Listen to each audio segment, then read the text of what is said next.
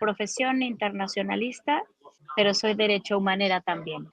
Y en un autobús donde todos lo sientan, repito, por rangos, a mí me tocaba sentarme, por supuesto, hasta atrás, ¿no? Te das cuenta que a pesar de que están ahí porque están interesados e interesadas, pues en el chip, ¿no? Les cuesta, ¿no? Platicando su historia. Y eso, desde la perspectiva del empoderamiento y sobre todo para la exigencia de los derechos humanos, considero que es fundamental. Bienvenidos a Comunicación con Propósito. Muy contentos de estar aquí, compartiendo aquí micrófonos con Mitch. ¿Cómo estás, Mitch? Hola Chava, ¿cómo estás? Pues muy feliz de estar acá compartiendo otro día más y felices por la entrevistada, la súper entrevistada que tendremos más adelante. Este es un proyecto que estamos arrancando desde las trincheras de Dimente, que básicamente, pues bueno, dándoles un contexto rápido, ¿no? Ahí nos podemos catalogar como creativos con iniciativa. Básicamente queríamos empezar a hacer este tipo de transmisiones, ¿no? Que invitaran a gente que desde sus organizaciones, desde sus proyectos personales, desde las instituciones en que trabajan, pues bueno, tuvieran este común denominador que es agregar valor, impactar de manera social, impactar en el ambiente de manera positiva. Y pues básicamente es eso, ¿no? Buscar este tipo de acercamiento con estos agentes de cambio, ¿no? Que justamente tienen este común denominador con nosotros, ¿no, Mitch? Pues como lo mencionas, Chava, siento que nuestros invitados generan una conexión significativa con todo el team de Dimente y pues buscan el impacto social que nosotros también buscamos. Entonces, pues feliz de estar acá en este proyecto y estoy segura que a las personas que nos están escuchando o nos están viendo les va a encantar. Exacto. Entonces, bueno, Mitch, por ahí me hacías una pregunta, ¿no? Antes de arrancar justo este episodio con nuestra invitada, así que igual si la quieres compartir aquí para todos los que nos están viendo en este momento. Claro que sí, Chava, también la pregunta para quienes nos están escuchando, ¿cuál era tu superheroína favorita? Yo creo que unos años me sentí identificado con Gatúbela, con Catwoman, pero últimamente por esa onda de los superhéroes, ¿no? Que más que nada han estado como revolucionándose un poco, pues he visto más de cerca a la Mujer Maravilla. Quedaría en este aspecto con ella de estos últimos tiempos. Justo así es nuestra invitada, porque pues ella podría representar el papel de Wonder Woman en el contexto real, porque pues es conocida por su fuerte liderazgo y su capacidad para empoderar especialmente a las mujeres. Además, pues que ella promueve alianzas estratégicas, lucha por la justicia y por la paz y además ha trabajado con otros héroes para lograr grandes metas, reflejando justo un espíritu de colaboración, que es una de las principales características de los invitados que van a estar por acá en Comunicación con Propósito. Entonces, ¿qué te parece si nos das el nombre de nuestra invitada? Así es, pues bueno, vamos a darle la bienvenida a Violeta Martínez. Ella viene representando a Dev Project Internacional. Pues listo, aquí está, ya estamos contigo, Bio, ¿cómo estás? ¿Qué dices? Hola, Ya pues está. estoy súper contenta de estar aquí con ustedes. Muchísimas gracias. No, antes que nada, Bio, gracias por ahora sí que por tomar esta entrevista. Sabemos que andas del otro lado del charco disfrutando y pues bueno, para nosotros es importante que estés por acá y que hayas tenido el tiempo. Y pues bueno, ahora sí que pues regresando un poquito, ¿no? Como te habíamos platicado, Bio, pues un poco es esta parte de que nosotros queremos crear estas conexiones significativas, ¿no? Con personajes como tú que consideramos agentes de cambio. Y pues no sé, nos gustaría que tú también nos platiques un poquito como de ti, a qué te dedicas, qué es lo que haces y cómo agregas ese valor desde tu trinchera. Soy de profesión internacionalista, practico la cooperación internacional, pero soy derecho humanera también. Entonces, es una mezcla de profesiones con vocaciones que llevarlo al día a día, pues ha sido lo que nos ha permitido construir en The Project Internacional un equipo que hace intervenciones desde el corazón, ¿no? ¿En qué momento tomas o toman esta decisión de enfocarse hacia los proyectos sociales? O sea, ¿cuál es el motor? ¿Sabes? Porque creo que hay territorios también a lo mejor un poco más llamativos, ¿no? ¿Por qué voltear hasta este lado y decir, ¿sabes qué? Nos vamos hacia el impacto social. Creo que uno de los factores fue una experiencia personal que me llevó al mundo de los derechos humanos. Si bien como internacionalista, pues como lo mencionaron hace rato, tuve la oportunidad de trabajar en voluntariados de Naciones Unidas, donde el tema de ciudades sustentables o el tema de empoderar a las mujeres mediante la tecnología, la ciencia y la innovación, pues era algo que hice varios años. Cuando toco el tema de derechos humanos a profundidad, en específico niños, niñas y adolescentes, pues conozco otro mundo, ¿no? Otro mundo que va más allá de la legislación, de la normativa, tanto de nuestro país como de otros países y a nivel internacional. Conozco la realidad, conozco estadísticas, conozco informes fantasma de organizaciones de sociedad civil que años de experiencia y trabajo en las comunidades les permite mostrar una imagen muy distinta de los informes oficiales que se tienen en la materia de derechos humanos de niños y adolescentes, y pues te das cuenta que hay otras realidades, ¿no? Entonces, que el trabajo en escritorio es interesante, es importante, pero que el trabajo en campo es muy duro, pero que también requiere de personas que quieran eh, enfrentarse a esta realidad, por supuesto, e implementar pues muchas de esas acciones que desde el escritorio nos traen tanto financiamiento como buenas prácticas, etcétera, pero en campo es implementarlas, contextualizarlas y asegurarnos que después de este proceso de fortalecimiento, ya sea de capacidades o de compartir conocimiento, se quede en las personas con las que has tenido contacto, aun cuando tú ya no estás ahí. Ese es el gran reto. Entonces, al descubrir que eso es lo que uno puede hacer, pues decidimos que nuestro trabajo fuera en esa lógica, ¿no? Muy bien, Violeta, muchas gracias. Y pues hablando acá del reto que mencionas, ya en el tema de género, ¿cuál ha sido como el reto más grande que has enfrentado al trabajar por la igualdad de género justo en contextos internacionales?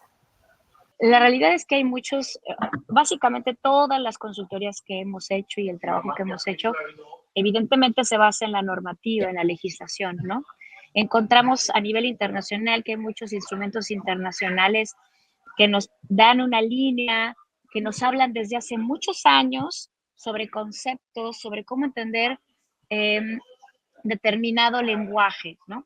Cuando lo bajas a nivel nacional, pues te das cuenta que a veces no está tan claro el término, el concepto, y aunque suena muy de abogados, esto que les estoy diciendo, en la realidad y en la práctica es necesario porque un concepto puede significar muchas cosas, puede nombrar un delito o no nombrarlo.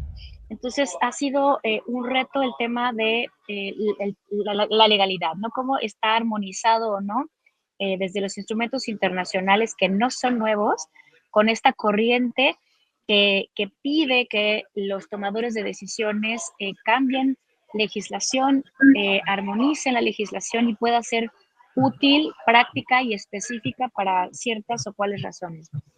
Y aún ahí, cuando uno está dando capacitaciones, hablaba del caso en específico, capacitaciones tanto a funcionarias y funcionarios, al sector privado o a otras organizaciones y colectivos o personas ciudadanas en general, te das cuenta que cuando estás dando este tipo de capacitaciones, pues para sensibilizar, primero que nada, el tipo de conceptos, esta tendencia de qué requiere tener la lógica de la intervención con una perspectiva de género, y no solamente de género, sino también de inclusión, ¿no? Te das cuenta que a pesar de que están ahí porque están interesados e interesadas, pues en el chip, ¿no? Les cuesta, ¿no? Incluso se dirigen a una, pues con un tema de duda, ¿no? De que todavía lo creen muy, muy lejano. Entonces te das cuenta que a pesar de que hace muchos años que el trabajo de transversalizar la perspectiva de género, de incluir, de no discriminar, de lograr en todos los sentidos esta igualdad, pues todavía nos hace mucha falta, no solamente a nivel legal, sino en la práctica, ¿no? En el día a día, ¿no? En el lenguaje. Mucha gente dice, es que exageran con esta cuestión del lenguaje, pero en realidad es que es el principio, ¿no? De cambiar los conceptos, de entender la lógica, de aceptar, y lo mejor es que después de una capacitación, o se intenta que haya un cambio de actitud, ¿no? Un cambio en la manera en la que estas personas que están tomando esta formación no solamente hagan su trabajo, sino también cambien en casa, ¿no? Entonces, no solamente se busca que la capacitación termine en que sepan o no, o entiendan o no ciertos conceptos, sino que ellos identifiquen que en casa, ¿no? Y en su trabajo, en su espacio de trabajo, pues hay cosas que no incluyen a las personas, que no tienen la perspectiva de género, que no significa igualdad. Entonces, es un cambio muy fuerte también para ellas, ¿no? Para las personas. Entonces, es lo que hemos tratado de intentar en cada una de nuestras capacitaciones, que van, como ya lo decía hace rato, abarcando a muchos sectores, pero que no solamente se quede en el tema laboral, sino que también sea un cambio de actitud personal. Súper, Bio. Aquí ahorita que nos mencionabas esto, a mí se me ocurría hacerte una pregunta referente a eso. O sea, ¿cómo un consultor, ¿no? O sea, cómo crea esos lazos, ¿no? ¿Cómo rompe esas barreras de comunicación, ¿no? Que creo que es justo con el primer, ¿no? O con uno de los temas que uno se enfrenta al estar en territorio. ¿Cómo le haces o cómo le hace todo el equipo, ¿no? Para enfrentar estos retos, porque sí sabemos que a lo mejor tú ya estás visualizando el tema del lugar, la educación de las personas, si son hombres, si son mujeres, ¿no? Como tú dices, muchos son usos y costumbres que vienen de casa. ¿Cuál sería ese factor, sabes? O sea, de decir, pues ahorita vamos a territorio, vamos a una comunidad o vamos con niños. ¿Cómo traspasas esa barrera de comunicación y logras conectar con las personas para transmitirle ya sea las capacitaciones y los cursos que ustedes imparten? Creo que a través de contar tu historia, del por qué estás ahí, porque no todas las consultoras y los consultores eh, olvidan esa parte de abrirse, ¿no? En nuestro caso, nadie lo ha olvidado, todo el mundo abre y platica de su historia. ¿Por qué estoy aquí?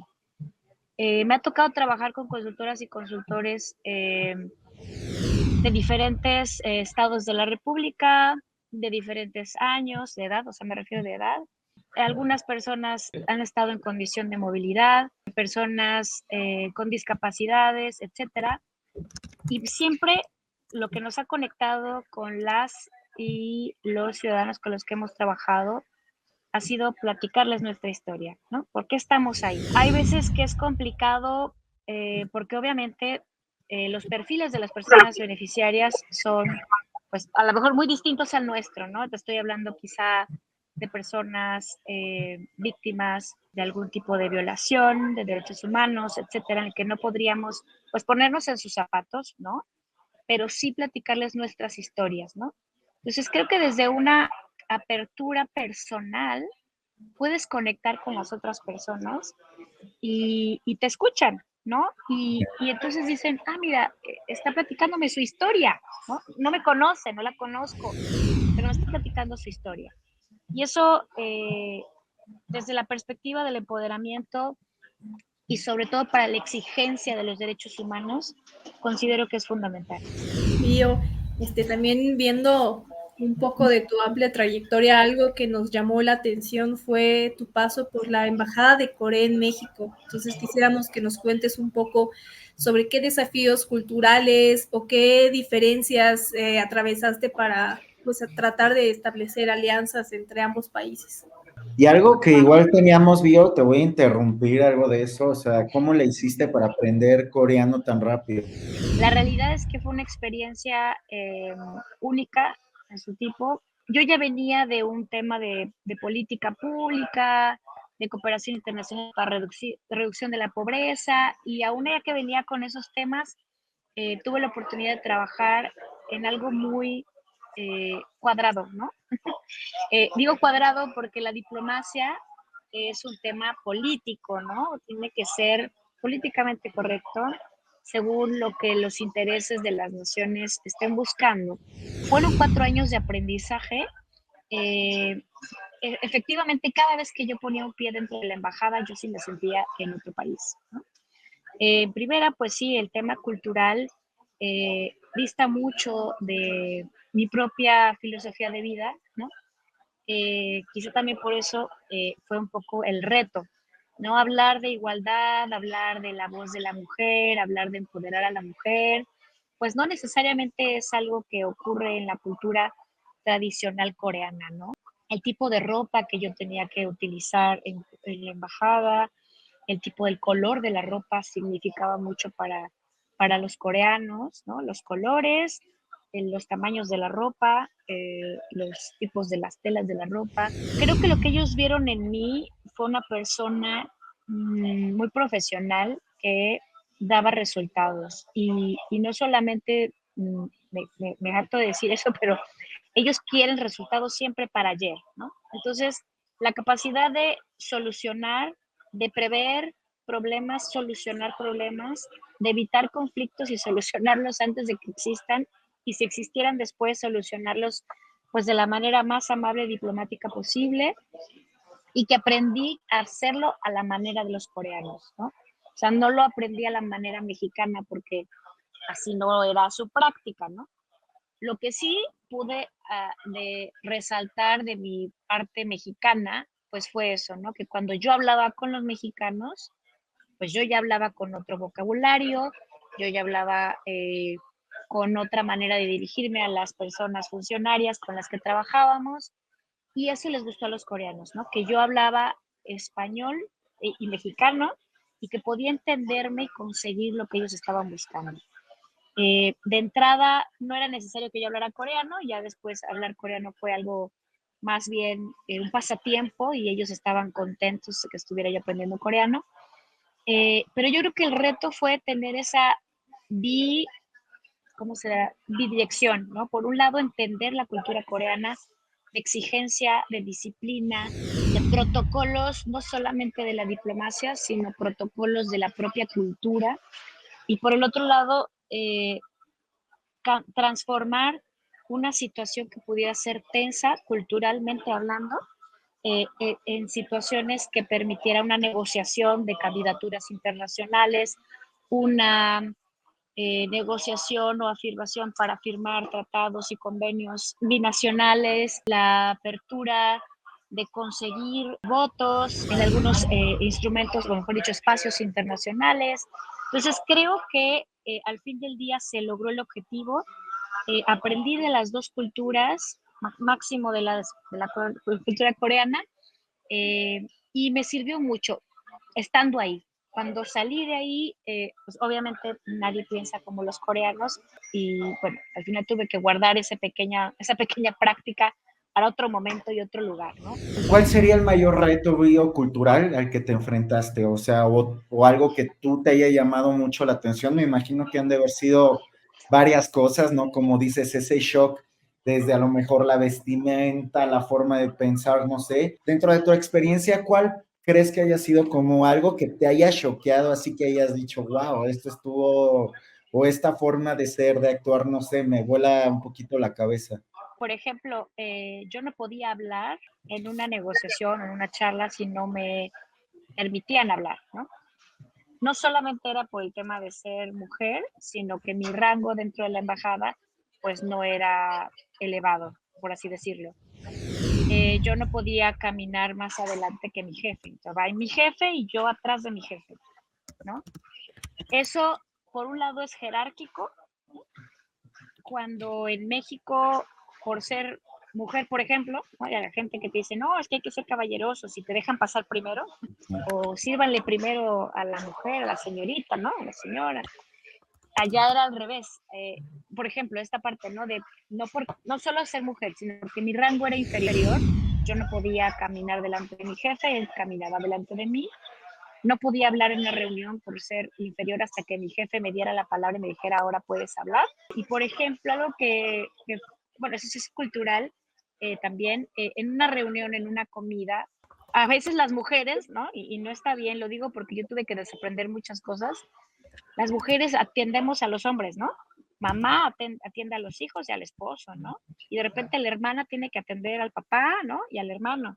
Pues yo fui hija de ese tipo de madre y entonces yo decía, no, bueno, le voy a servir el café, ¿no? O el té. Y me decían, no, a ver, estamos en una reunión y en Corea los adultos le sirven a los menores, ¿no? Entonces dices, bueno, ¿no? Normal. Ok, me dejo que me sirvas, ¿no? Y entonces era un tipo de ceremonia, tomar el té, café, refresco, lo que sea, porque en esa ceremonia él tenía que servirme a mí, ¿no? Entonces había cosas que tú decías, bueno, mejor me espero para no cometer ningún error, pero eh, eso era un shock, ¿no?